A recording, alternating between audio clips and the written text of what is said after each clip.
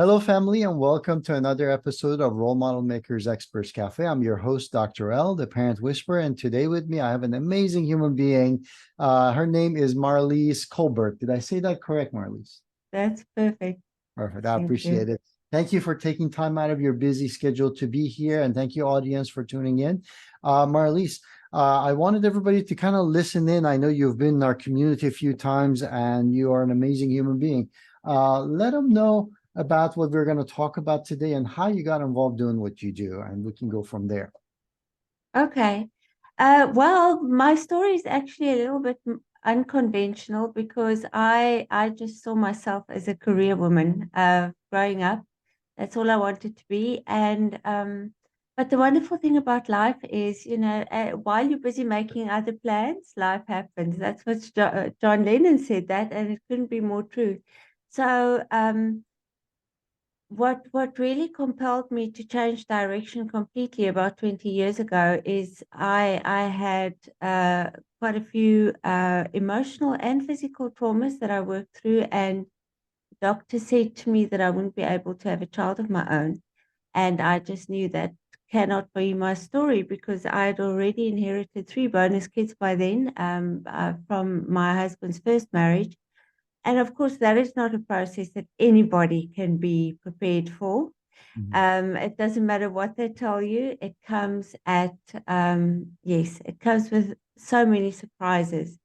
And so by that stage, I knew I needed to have one of my own as well. And what that really opened up for me is that establishing a firm identity, establishing a path for yourself for life, knowing exactly what that involves and what it's supposed to be about, that doesn't come naturally.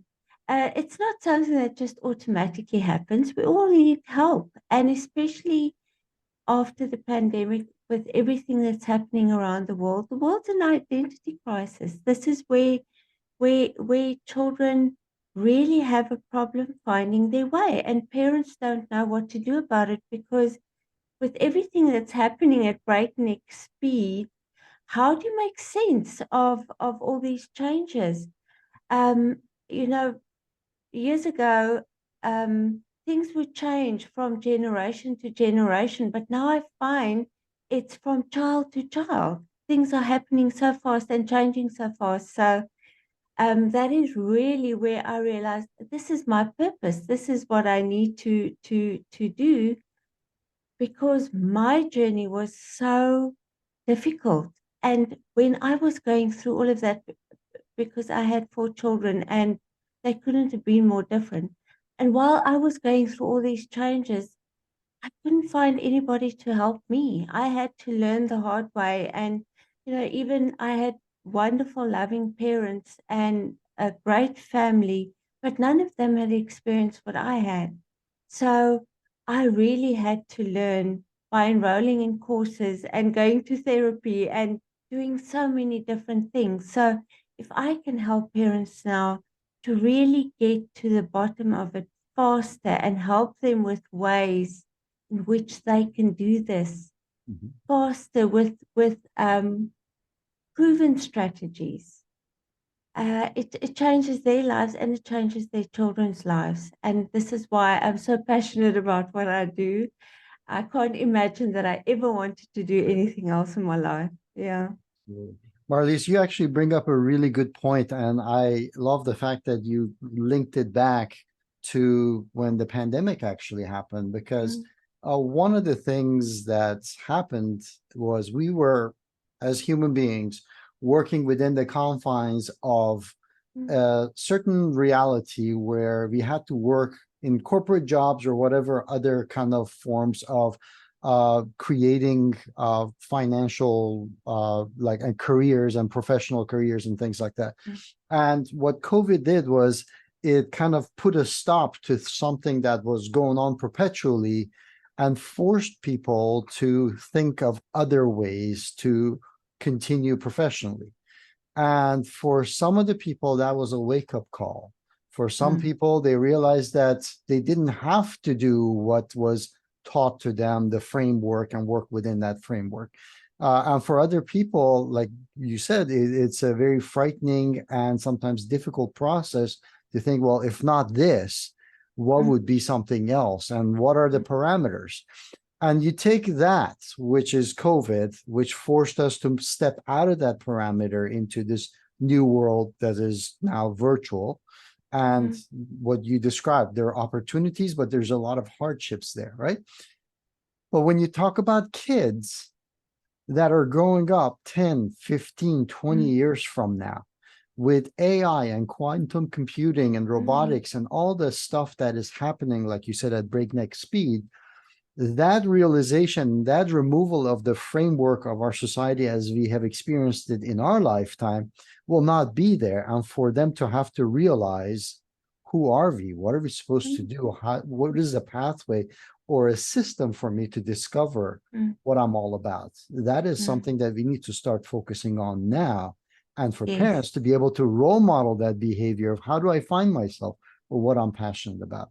So I really appreciate you talking about it and sharing that journey for yourself as well. I think it is so vital for us to talk about it because there is no frame of reference anymore. We, our parents just did what they were taught. And so we grew up with their ways. And that was based on such limited knowledge at the time. So we can't possibly think that we can follow that in today's times with everything that's happening now.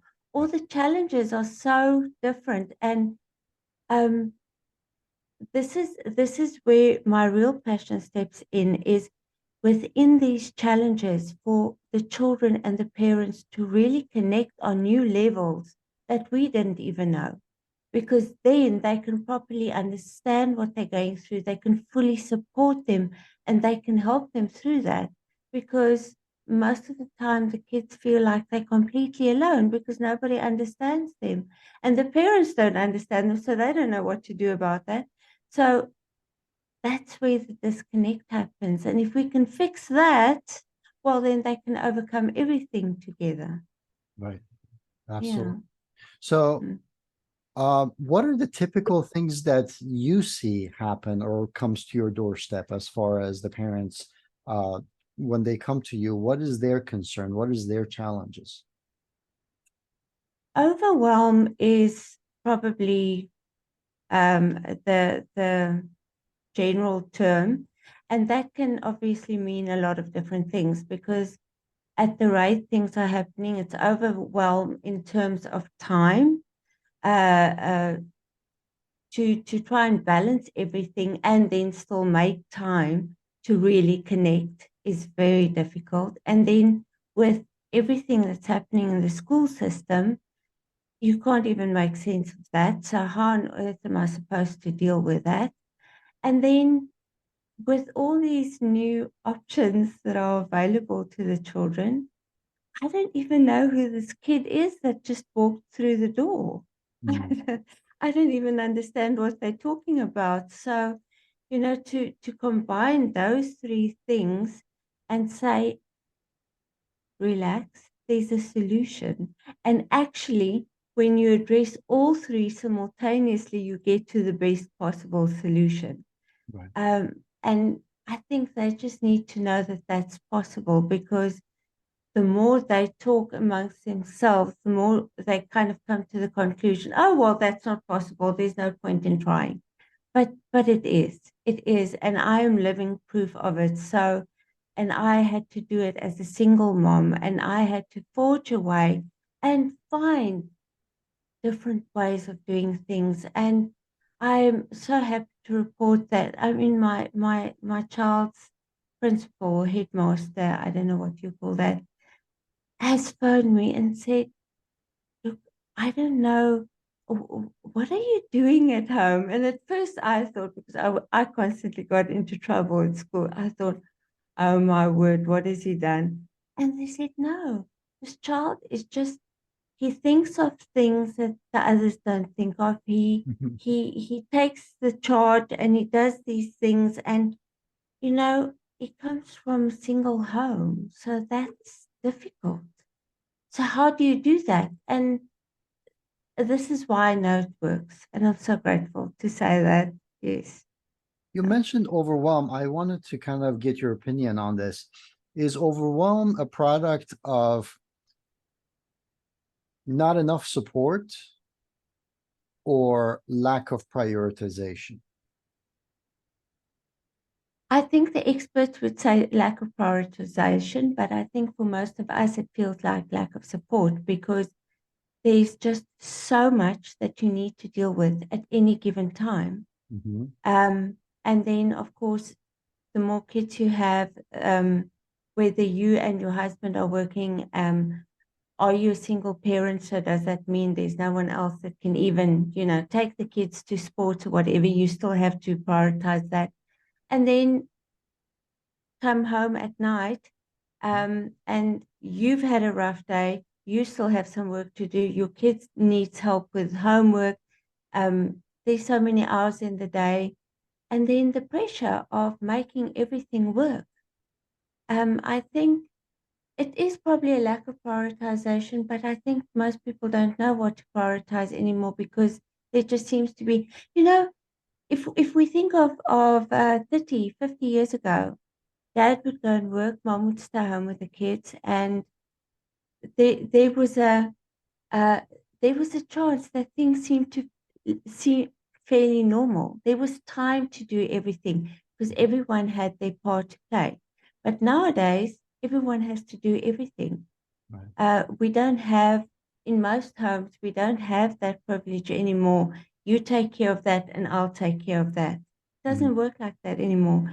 So we need to find ways to do it all more efficiently in a way that we don't miss each other, that we actually take each other into consideration throughout this whole process. So that takes some doing. Yeah, it's a fine art these days. I can see how that also ties back to what you started with, which is if you don't know who you are or what you want to do, then how can you prioritize things? Because Mm, it mm. all could be things that Yeah, might be important. and that's exactly what I deal with. So for me, the first thing that I always address is identity. Because if you just take the time initially, and I've got parents who come to me that the kids are teenagers already, so it kind of seems a little bit too late because they're already going through this whole set of crises, but Mhm. it's never too late. It's never too late. If you are able to just see who your child is, and we know there are parents that are always going to live vicariously through their children. You see a lot of that on the sports field.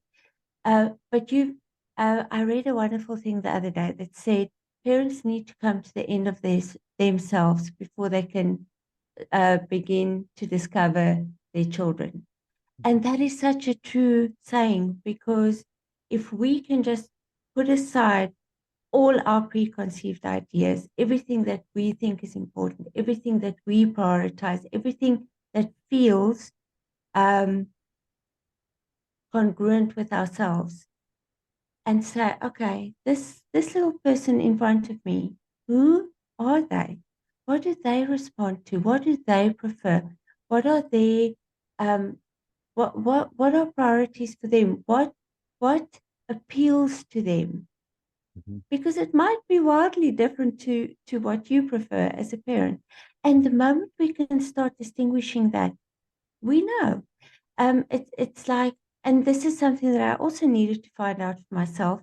Um, I used to ask my child when he was still little, I used to say to him, you must do this, please, and you must do it quickly. And I would set the table, for example. I would do it in a certain way. And then he would go and do something completely different. And I just thought he was obnoxious. I thought, or just disobedient. And it really frustrated me, especially when there was very little time and whatever. And then eventually a friend of mine, she does brain profiling. So I asked her, please just look at this child. What am I doing wrong? Because I feel like he's working against me all the time. Mhm. And then she did these tests on us, and we were actually mirror images of one another. So we could get to the same result, but I would come from this side and he would come from this side. Mhm. And I needed to understand that. So the moment you start seeing, okay, he wasn't actually trying to be difficult. He just doesn't see it the same way. The moment you start doing these things, it's fantastic because there's a way through it. You just need to find it. And from there, we work together beautifully and we actually complement each other. But we had to find where the differences were and find a way of working through that. And this is what we do. That's a So really it, important point yeah. now that we have Mm. neurodiverse kids, the more and more neurodiverse kids, for us to understand that we all process things very differently. So sorry, you were saying. Yes, yes, yes. And if they are able to see, okay, fine, I see this thing and it appears this way, my child sees a different picture, then you can speak to that picture and you can help your child process everything that needs to happen there. And in the process, you are forging a bond that is so unique that that child starts trusting you. It's like, you know what, nobody understands, but my mom gets me. Mhm. And this provides the kind of support and foundation that they need to really thrive and grow. So it's a wonderful thing. We were beautifully made and we were uniquely made, and we can work together to really maximize the potential of that. I love it. Yes. I love it. Uh, Marlise, what would be the one tip that our audience members watching could go ahead and take to heart and implement Mm, in their families as a result? mm. One thing that I think is very, very important, that if you can just do that, it's already going to make a very big difference in your family. And that is to establish what what are the core values. First of yourself as the parent, your husband, if you've got one, your or both parents, then of the children. Look at what really appeals to them. What are their greatest priorities? What are their greatest needs? Establish that and lay it out. Say, you know what, for you, these three things are clearly the most important things. For me, it's this. Let's find activities, let's find things that we can do. When we have conversations, acknowledge, for me, trust is the most important thing. For you, it's kindness. Let's work together. And then we establish a family plan where everyone can Mhm. really feel heard and seen, and we work together. And that's always going to produce a greater result for everybody involved. Yeah. That's actually such a simple thing, but yet such a foundationally overlooked piece that we need Mm, to know what our mm, core values are, especially mm, if we are mm, parents, the leaders of the family. mm, Like, what do we stand for? What do we stand mm, against? mm. What are we all about? So really important. Cool. I know that's just the tip of the iceberg, but how can people find out more about you? Because our time is short. Okay. Okay. Yes. Well, I think everything basically that I do is on my website. So it's Mega Mom Coaching, and it's mega because it's maximizing effective growth acceleration. That's what the mega stands for. Um, Mega Mom, and it started out for single moms, but now, of course, I've half my clients are dads, so I have to strategize around that. But anyway, so I've got moms and dads in my program, so that's very important. And then also, if I've become joined up with a bigger organization because we want to help children from disadvantaged communities that don't necessarily grow up in loving homes. And that is, he said, in international. So it's HESED international.com. And so, yes, whatever the need is, whatever the interest is, please go check that out because we can connect from there. Awesome. I really appreciate it. Guys, Marlies provided lots of links and lots of ways to connect. So I'm going to put all of that in the description of this video. So please make sure you scroll down and get to the description box and click on those links for two different reasons. Number one is that making connections is always important, is one of the biggest components of an individual's wealth. So the more people you're connected to, the wealthier you are. Sometimes it shows up in ways that you wouldn't even know. Number two is that we need to role model the behavior for our children, that it's okay not to have all the answers, and it's okay to ask for help, and that the world is not a scary place. It's a place filled with good people that actually want to make the world a better place. And for us, it's important to connect, be social, and do that.